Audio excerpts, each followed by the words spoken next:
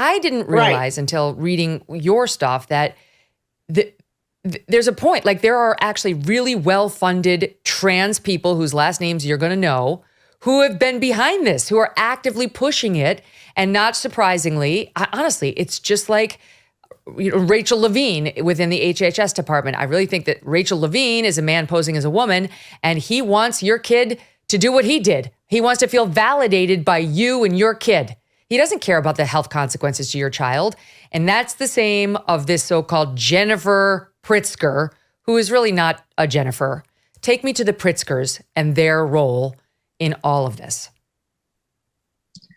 Oh, the Pritzkers. Wow. I mean, I could just talk days upon the Pritzkers. The Pritzkers are a very large family in America that made their bank on the Hyatt hotel industry, but have since gotten invested in the medical industrial complex. And there's very many of them, and they're worth like $29 billion.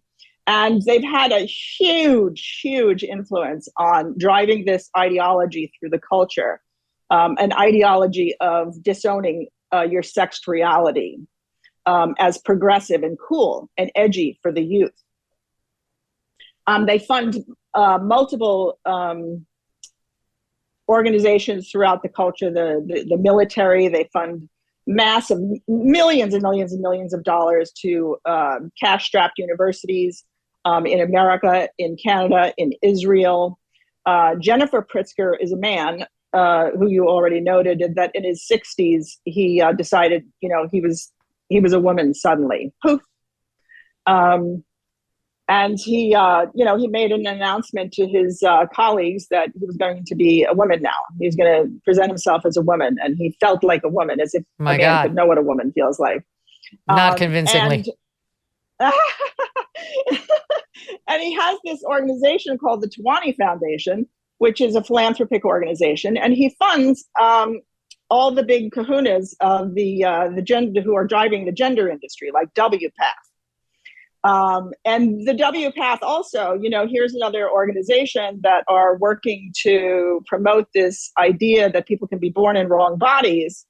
And the managing director over there, Sue O'Sullivan, with her sister, co-founded Veritas organization, which is a medical management company. They do forums and everything for, everything medical, including pharmaceutical industry corporations that promote these and make these puberty blockers for children. And the business arm of Tawani Foundation, Tawani Enterprises, partners with, it's an asset management company, and they manage the assets of medical tech companies. So,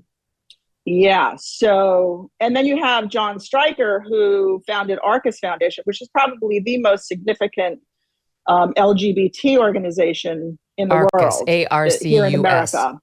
Okay, keep going.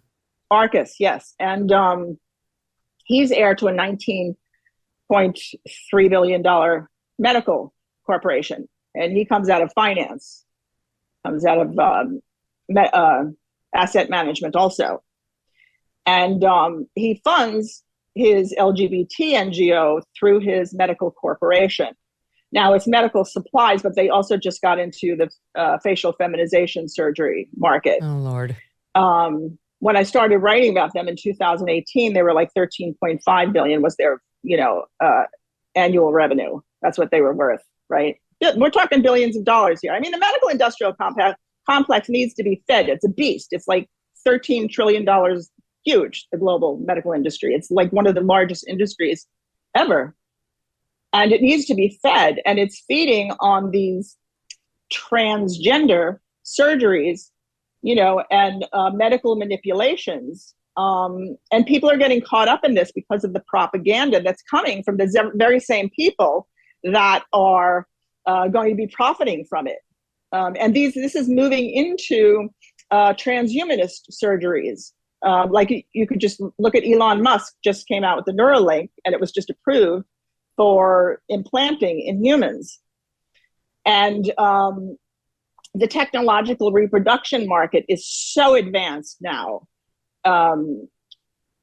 the things that they're able to do with genes and DNA manipulation and creating embryos from skin cells that you can grow in a dish.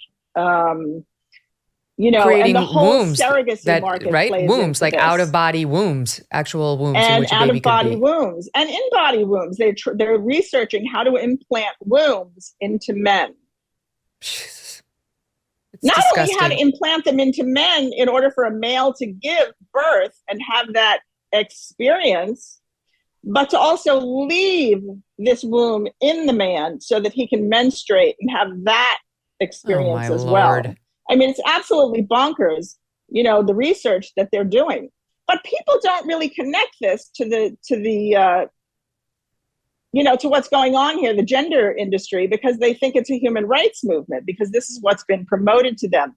I mean, the propaganda for this has been relentless since like 2014, when Laverne Cox showed up on the cover of Marc Benioff's Time magazine. Marc Benioff is, founder of Salesforce Computing Cloud Computing, excuse me.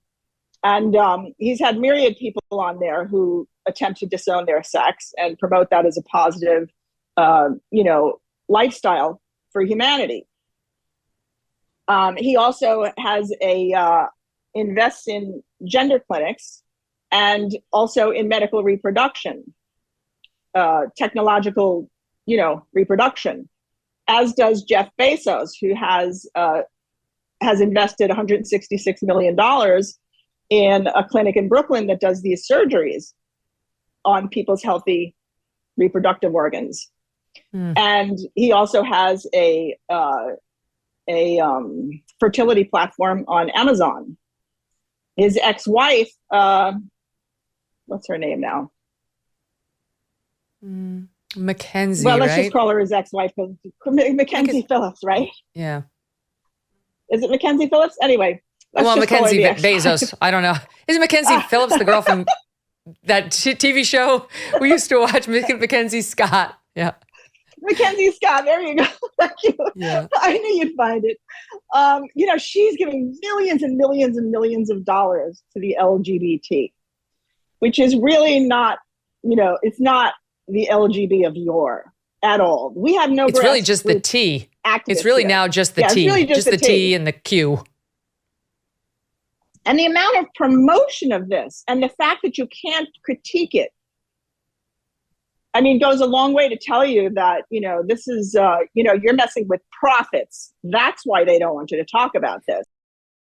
Finding an honest doctor that is not following in the footsteps of big pharma can feel impossible.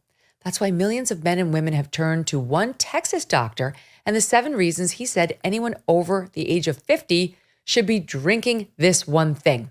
It's not milk or another calcium-rich drink. It is a unique protein that naturally declines with age and can significantly increase bone strength and soothe joint pain. He says it can minimize wrinkles and cellulite too. What? Not to mention enhance hair follicle thickness and even reverse nail damage. What is it? Users report results in as little as 2 weeks.